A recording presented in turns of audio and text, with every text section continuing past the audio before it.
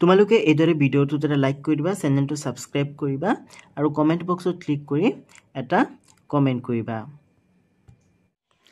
মৰমৰ ছাত্ৰ-ছাত্ৰীসকল, পোনপ্ৰথমে মোৰ ইউটিউব চেনেলটোলৈ তোমালোক সকলোকে স্বাগতম জনাইছোঁ। আজি মই তোমালোকলৈ লৈ আহিছোঁ নৱম শ্ৰেণীৰ অসমীয়া সাহিত্য চয়নিকাৰ 5 নম্বৰ পাঠ মোৰ দেশ এই পাঠৰ প্ৰশ্নৰ উত্তৰকেইটা। গতিকে তোমালোকে ভিডিঅ'টো আৰম্ভণিৰ পৰা একেবাৰে শেষলৈকে চাই থাকিবা আৰু প্ৰশ্নৰ উত্তৰকেইটা লিখি ল'বা। মোৰ দেশ এইটো এটা কবিতা হয় আৰু কবিতাটোৰ কবি হৈছে হীৰেণ ভট্টাচাৰ্য। তোমালোকে কবিতাটো পঢ়িবা, কবিতাটো পঢ়ি একেবাৰে মুখস্থ কৰি পেলাবা। মোৰ দেশ এইটো এটা দেশপ্ৰেমমূলক কবিতা হয়, ঠিক আছে। গতিকে তোমালোকে কবিতাটো পঢ়িবা আৰু তোমালোকে কবি পৰিচয় পঢ়িবা। মই কবি পৰিচয়ৰ পৰা কিছুমান প্ৰশ্ন তোমালোকৰ কাৰণে লিখি আনিছোঁ আৰু সেইবিলাকৰ উত্তৰো লিখি আনিছোঁ, যাতে পৰীক্ষাত যদি তোমালোকক কবি পৰিচয়ৰ পৰা প্ৰশ্ন কাটে তেতিয়া তোমালোকে যাতে প্ৰশ্ন উত্তৰবিলাক লিখিব পাৰা আৰু যাতে ফুল মাৰ্ক পোৱা, ঠিক আছে। আৰু কিছুমান অতিৰিক্ত প্ৰশ্ন উত্তৰ মই তোমালোকৰ কাৰণে লিখি আনিছোঁ। গতিকে তোমালোকে ভিডিঅ'টো আৰম্ভণিৰ পৰা একেবাৰে শেষলৈকে চাই থাকিবা। তো তোমালোকৰ প্ৰশ্নাৱলীৰ প্ৰথমে আছে ভাৱ বিষয়ক, ঠিক আছে, আৰু তাৰপিছত আছে ভাষা বিষয়ক, ঠিক আছে। ভাৱ বিষয়কৰ ক'ত আছে হীৰেণ ভট্টাচাৰ্যৰ জন্ম ক'ত হৈছিল? তোমালোকে উত্তৰত লিখিবা হীৰেণ ভট্টাচাৰ্যৰ জন্ম যোৰহাটত হৈছিল। ক'ত হৈছিল হীৰেণ ভট্টাচাৰ্যৰ জন্ম? হীৰেণ ভট্টাচাৰ্যৰ জন্ম হৈছিল যোৰহাটত। 1932 চনত হীৰেণ ভট্টাচাৰ্যৰ যোৰহাটত জন্ম হৈছিল, ঠিক আছে। নেক্সট তোমালোকক খত দিছে হীৰেণ ভট্টাচাৰ্যই সম্পাদনা কৰা দুখন কাকতৰ নাম লিখা। হীৰেণ ভট্টাচাৰ্যই সম্পাদনা কৰা দুখন কাকতৰ নাম লিখিবলৈ দিছে। তোমালোকে উত্তৰ দি লিখিবা হীৰেণ ভট্টাচাৰ্যই সম্পাদনা কৰা দুখন কাকতৰ নাম হ'ল চিত্ৰবন আৰু মনন, ঠিক আছে। এইটো কিন্তু বহুত ইম্পৰ্টেণ্ট কুৱেশ্যন হয় ছাত্ৰ-ছাত্ৰীসকল। তোমালোকে এই কুৱেশ্যনটিৰ আনচাৰ মনত ৰখাই থৈ দিবা, ঠিক আছে। বহুত ইম্পৰ্টেণ্ট প্ৰশ্ন হয় এইটো, বহুতবাৰ পৰীক্ষাত আহিছে আৰু তোমালোকৰ পৰীক্ষাটো আহিব পাৰে। নেক্সট গত আছে দেহৰ প্ৰতিটো পুৱাই কবিৰ বাবে কি লুকাই আনিছে? তোমালোকে উত্তৰত লিখিবা দেহৰ প্ৰতিটো পুৱাই কবিৰ বাবে লুকাই আনিছে ঐশ্বৰ্যৰ বিপুল সম্ভাৰ, ঠিক আছে। আৰু ঐশ্বৰ্য শব্দটোৰ অৰ্থ হৈছে বিপুল ধন সম্পত্তি বা বিভূতি, ঠিক আছে। দেহৰ প্ৰতিটো পুৱাই কবিৰ বাবে লুকাই আনিছে ঐশ্বৰ্যৰ বিপুল সম্ভাৰ। নেক্সট আছে মোৰ দেশ কবিতাটোৰ মূল ভাৱ লিখা, ঠিক আছে। মোৰ দেশ নামৰ যিটো কবিতা আছে এই কবিতাটোৰ মূল ভাৱ লিখিবলৈ দিছে।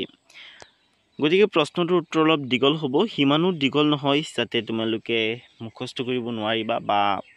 লিখিব নোৱাৰিবা, সৰুৱেই হয়। হ'লেও বাকীকেইটাৰ তুলনাত প্ৰশ্নটোৰ উত্তৰ অলপ দীঘল হয়, কাৰণ এই প্ৰশ্নটো যদি তোমালোকৰ পৰীক্ষাত আহে তেনেহ'লে তোমালোকক কমেও 4 মাৰ্ক দিব, ঠিক আছে। গতিকে তোমালোকে প্ৰশ্নৰ উত্তৰ এইদৰে লিখি ল'বা সুগন্ধি কবি হীৰেণ ভট্টাচাৰ্য দেৱৰ মোৰ দেশ নামৰ কবিতাটি এটি স্বদেশপ্ৰেমমূলক কবিতা, ঠিক আছে। মোৰ দেশ নামৰ যিটো কবিতা এই কবিতাটো এটা স্বদেশপ্ৰেমমূলক কবিতা বা দেশপ্ৰেমমূলক কবিতা। কবিৰ বাবে নিজৰ দেশখন প্ৰাণতকৈও আপোন, ঠিক আছে। কবিৰ বাবে কবিৰ নিজৰ দেশখন অৰ্থাৎ ভাৰতবৰ্ষখনৰ কথা কৈছে, ঠিক আছে। কবিৰ বাবে নিজৰ দেশখন প্ৰাণতকৈও আপোন। তেওঁৰ প্ৰতিটো কাম আৰু চিন্তাই দেশখনৰ উন্নতিৰ কাৰণেই সোঁৱৰাই, ঠিক আছে। তাৰমানে কবিয়ে যি চিন্তা কৰে, যি কাম কৰে সকলোবোৰ দেশৰ উন্নতিৰ কাৰণেই কৰে, ঠিক আছে। পৃথিৱীৰ বিভিন্ন দেশ কবিয়ে ঘূৰিছে, বিভিন্ন ঠাইৰ মানুহৰ লগত আন্তৰিকতা স্থাপন কৰিছে, কিন্তু তেওঁৰ শৈশৱ আৰু যৌৱন অতিবাহিত কৰা দেশখনৰ প্ৰতি কবি সদায় আকৃষ্ট দায়বদ্ধ। এই দেশৰ প্ৰতিটো পুৱাই কবিক দিয়ে ঐশ্বৰ্যৰ বিপুল সম্ভাৰ, প্ৰতিটো সন্ধিয়াই স্নিগ্ধ ফুলৰ সুবাস আৰু প্ৰতিটো ঋতুৱে যেন কবিক দিয়ে জীৱনৰ আশীৰ্বাদ। সেয়েহে কবিয়ে এই দেশৰ প্ৰতিজন শ্ৰমিকৰ লগত নিজকে বিলীন কৰি দিছে, সকলোকে ঐক্যবদ্ধভাৱে ৰখাৰ প্ৰয়াস কৰিছে। শত্ৰু মিত্ৰ সকলোকে অন্তৰ্জিনি পৰস্পৰৰ মাজত শান্তিৰ শ্ৰীবৃদ্ধি কামনা কৰিছে। দেশৰ প্ৰতি গভীৰ ভালপোৱা কবিতাটোৰ মাজেৰে প্ৰকাশ পাইছে, ঠিক আছে ছাত্ৰ-ছাত্ৰীসকল। তোমালোকে এইদৰে প্ৰশ্নৰ উত্তৰ লিখি ল'বা। তাৰপিছত 3 নম্বৰত আছে ব্যাখ্যা কৰা তোমালোকক দুটা ব্যাখ্যা কৰিবলৈ দিছে ঠিক আছে ক আৰু খ কত আছে অনৈক্যৰ মাজত ঐক্য হৈ বিৰোধৰ মাজত সংহতিৰ সম্ভাৱনা হৈ মই আছো ইয়াৰ ব্যাখ্যা কৰিব লাগে তো তোমালোকে প্ৰথমে প্ৰসংগ লিখি ল'বা তাৰপিছত সংগতি লিখি ব্যাখ্যা কৰিবা ঠিক আছে প্ৰশ্নত দিয়া কবিতাফাকি আমাৰ পাঠ্যপুথিৰ অন্তৰ্গত হীৰেন ভট্টাচাৰ্যদেৱৰ দ্বাৰা ৰচিত মোৰ দেশ নামৰ কবিতাটিৰ পৰা তুলি দিয়া হৈছে ঠিক আছে তাৰপিছত তোমালোকে প্ৰেগ এবচেঞ্চ কৰিবা প্ৰেগ এবচেঞ্চ কৰি লিখিবা কবিতাফাকিৰ মাজেৰে কবিয়ে দেশৰ শান্তিৰ বাতাবৰণ সৃষ্টিৰ কথা কৈছে ইয়াত তোমালোকে ৰ এটা লগাই দিবা ঠিক আছে কবিতাফাকিৰ ইয়াত ৰ এটা বহিব কবিতাফাকিৰ মাজেৰে কবিয়ে দেশৰ শান্তিৰ বাতাবৰণ সৃষ্টিৰ কথা কৈছে তাৰপিছত তোমালোকে আকৌ প্ৰেগ এবচেঞ্চ কৰিবা আৰু প্ৰেগ এবচেঞ্চ কৰি লিখিবা আমাৰ দেশ ভাৰতবৰ্ষখন বহুজাতিক আৰু বহুভাষিক দেশ ঠিক আছে তাৰমানে ভাৰতবৰ্ষত বিভিন্ন জাতিৰ মানুহ আছে হয়নে আৰু বিভিন্ন ভাষাত কথা কোৱা মানুহ আছে বিভিন্ন জাতি ধৰ্মাৱলম্বী লোকৰ বাসস্থান ভাৰতবৰ্ষৰ উন্নতিৰ প্ৰধান অন্তৰায় হ'ল অনৈক্য আৰু বিৰোধ কবিয়ে দেশৰ প্ৰতিজন বনুৱা হালোৱা ৰণুৱা সকলোকে একতাৰ দোলেৰে বান্ধি ৰাখিবলৈ প্ৰয়াস কৰিছে দেশৰ ঐক্য সংহতি আৰু সম্প্ৰীতিৰ তেওঁ সদা সচেতন প্ৰহৰী স্বৰূপ ঠিক আছে এইটো তোমালোকে উত্তৰটো লিখি ল'বা সৰুৱে হয় এইখিনিতো গোটেইকেইটাত সেমেই হ'ব তাৰমানে দুটা তোমালোকক হেৰি কৰিবলৈ দিছে ব্যাখ্যা কৰিবলৈ দিছে দুইটাত সেমেই হ'ব আৰু বাকীখিনি অলপ ডিফাৰেন্স হয় বাট ইজি হয় একেবাৰে ওকে তাৰপিছত তোমালোকক খত দিছে মোৰ জীৱনৰ আহে আহে মোৰ যৌৱনৰ কোহে কোহে সেই সপোনৰ কলৰুল ইয়াৰ ব্যাখ্যা কৰিব লাগে তোমালোকে প্ৰথমে প্ৰসংগখিনি ওপৰটোত দিয়াৰ দৰে লিখি ল'বা প্ৰশ্নত দিয়া কবিতাফাকি আমাৰ পাঠ্যপুথিৰ অন্তৰ্গত হীৰেন ভট্টাচাৰ্যদেৱৰ দ্বাৰা ৰচিত মোৰ দেশ নামৰ কবিতাটিৰ পৰা তুলি দিয়া হৈছে ওকে এইখিনি লিখি তোমালোকে প্ৰেগ আপটো চেঞ্জ কৰিবা আৰু প্ৰেগ আপ চেঞ্জ কৰি লিখিবা দেশৰ ভৱিষ্যত সমৃদ্ধিশালী কৰি তোলাৰ চিন্তাই কবিক কিদৰে আখৰ নিৰ্দেশে অনুপ্ৰাণিত কৰিছে তাকে ক'বলৈ গৈ কবিতাফাকিৰ অৱতাৰণা কৰা হৈছে ওকে এইখিনি লিখি আকৌ তোমালোকে প্ৰেগ আপ চেঞ্জ কৰিবা আৰু প্ৰেগ আপ চেঞ্জ কৰি লিখিবা কবিয়ে নিজৰ দেশখনক প্ৰাণোদিক ভাল পায় তাৰ মানে নিজৰ প্ৰাণতকৈও বেছি ভাল পায় ঠিক আছে প্ৰাণোদিক মানে প্ৰাণতকৈও বেছি নেক্সট আছে তেওঁৰ প্ৰতিটো কথা কামৰ মাজত দেশৰ প্ৰগতিৰ বাৰ্তা প্ৰকাশ পায় ঠিক আছে কবিৰ প্ৰতিটো কথা প্ৰতিটো কামৰ মাজত দেশৰ প্ৰগতিৰ বা উন্নতিৰ বাৰ্তা প্ৰকাশ পায় তেওঁৰ জীৱন যৌৱন দেশৰ বাবে অৰ্পণ কৰিছে দেশখনৰ সোণালী ভৱিষ্যতৰ সপোন কবিৰ ৰন্ধ্ৰে ৰন্ধ্ৰে বিয়পি আছে কবিতাফাকিৰ মাজেৰে কবিৰ স্বদেহানুৰাগ ফুটি উঠিছে ঠিক আছে তাৰমানে নিজৰ দেশৰ প্ৰতি থকা মৰম যেনে ভাল পোৱা ফুটি উঠিছে ঠিক আছে এইটো তোমালোকে প্ৰশ্নটিৰ উত্তৰ লিখি ল'বা তাৰপিছত 4 নম্বৰত তোমালোকক দিছে কবিতাটোত কবিৰ দেশপ্ৰেমৰ স্বৰূপ কেনেদৰে প্ৰকাশ পাইছে বুজাই লিখা তো তোমালোকে উত্তৰ দি লিখিবা কবিৰ বাবে নিজৰ দেশখন গানতকৈও প্ৰাণতকৈও আপোন ঠিক আছে তেওঁৰ প্ৰতিটো কামতে দেশখনৰ প্ৰগতি বাৰ্তা লুকাই থাকে তেওঁ শৈশৱ আৰু যৌৱন অতিবাহিত কৰা দেশখনৰ প্ৰতি সদায় দায়বদ্ধ সেয়েহে তেওঁ দেশৰ ৰণুৱা বনুৱা হালোৱা অৰ্থাৎ শ্ৰমিক শ্ৰেণীটোৰ লগত মিলি পৰিছে সকলোকে যাতে ঐক্য আৰু সম্প্ৰীতিৰ দোলেৰে বান্ধিব পাৰে তাৰ বাবে অহৰহ যত্ন কৰিছে কবিয়ে বিভিন্ন দেশ বিদেশ ভ্ৰমণ কৰিছে যদিও সকলোৰে ওপৰত নিজৰ দেশক স্থান দিছে এনেদৰে কবিতাটিত কবিৰ স্বদেহানুৰাগ ফুটি উঠিছে ওকে এইটো তোমালোকে প্ৰশ্নটো লিখি ল'বা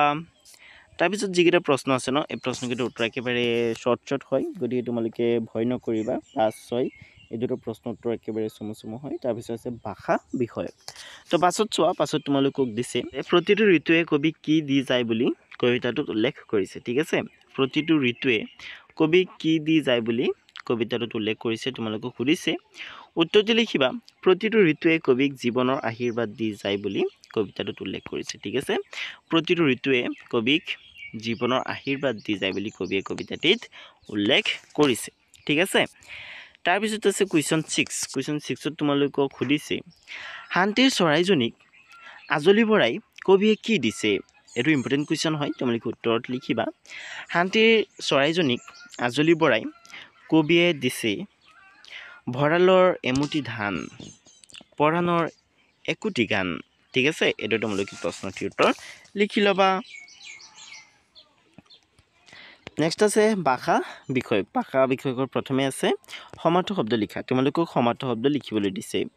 দেশ কাম কলৰোল সাগৰ সপোন বন্ধু শীষ সম্ভাৰ হৈজ বুকু তৰংগ কল্লোল এই শব্দবিলাকৰ সমাৰ্থ শব্দ লিখিবলৈ দিছে তোমালোকক ঠিক আছে তো প্ৰথমে আছে দেশ শব্দটোৰ সমাৰ্থ শব্দ হ'ব ৰাষ্ট্ৰ ঠিক আছে সৰি ইয়াত অবটো আহি গ'ল তোমালোকে অবটো কাটি দিবা এইটো নালাগে ৰাষ্ট্ৰ ঠিক আছে এটা মানে কান্ট্ৰি ৰাষ্ট্ৰ নেক্সট আছে কাম হলে হ'ব কৰ্ম ঠিক আছে নেক্সট আছে কলৰোল হলে হ'ব কলৰৱ নেক্সট আছে সাগৰ হলে কি হ'ব সাগৰ হলেতো সকলোৱে জানা সমুদ্ৰ হ'ব হয়নে নেক্সট আছে সপোন হলে হ'ব স্বপ্ন সপোনৰ বিপৰীত শব্দ হৈছে দিঠক ঠিক আছে আৰু স্বপ্ন শব্দটো হৈছে সমাৰ্থ শব্দ নেক্সট আছে বন্ধু হলে হ'ব মিত্ৰ নেক্সট আছে শেষ হলে হ'ব সমাপ্ত নেক্সট আছে সম্ভাৰ হলে হ'ব সামগ্ৰী নেক্সট আছে হৈছ হলে হ'ব শস্য নেক্সট আছে বুকু হলে হ'ব হৃদয় নেক্সট আছে তৰংগ হলে হ'ব দৌ নেক্সট আছে কল্লোল হলে হ'ব কলৰৱ ঠিক আছে এইদৰে তোমালোকে শব্দবিলাকৰ সমাৰ্থ শব্দ লিখি ল'বা নেক্সট তোমালোকক 8 নম্বৰত দিছে বিপৰীতাৰ্থক শব্দ লিখা ঠিক আছে সমাৰ্থ শব্দ মানে একে অৰ্থ বুজোৱা শব্দ আৰু বিপৰীতাৰ্থক শব্দ মানে বিপৰীত অৰ্থ বুজোৱা শব্দ যেনেকৈ নেকি ভাল শব্দৰ বিপৰীত অৰ্থ বুজোৱা শব্দটো হৈছে বেয়া হয়নে ওখ হলে চাপৰ ঠিক আছে সুন্দৰ হলে কুৎচিত তেনেকুৱা মানে ঠিক আছে সপোন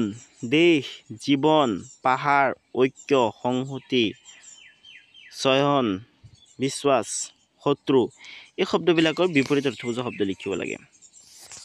সপোন হলে হ'ব দিঠক ঠিক আছে দেশ হলে হ'ব বিদেশ জীৱন হলে হ'ব মৰণ পাহাৰ হলে হ'ব বয়াম ঐক্য হলে হ'ব অনৈক্য সংহতি হলে হ'ব বিৰোধ নেক্সট আছে চয়ন হলে হ'ব জাগৰণ নেক্সট আছে বিশ্বাস হলে হ'ব অবিশ্বাস নেক্সট আছে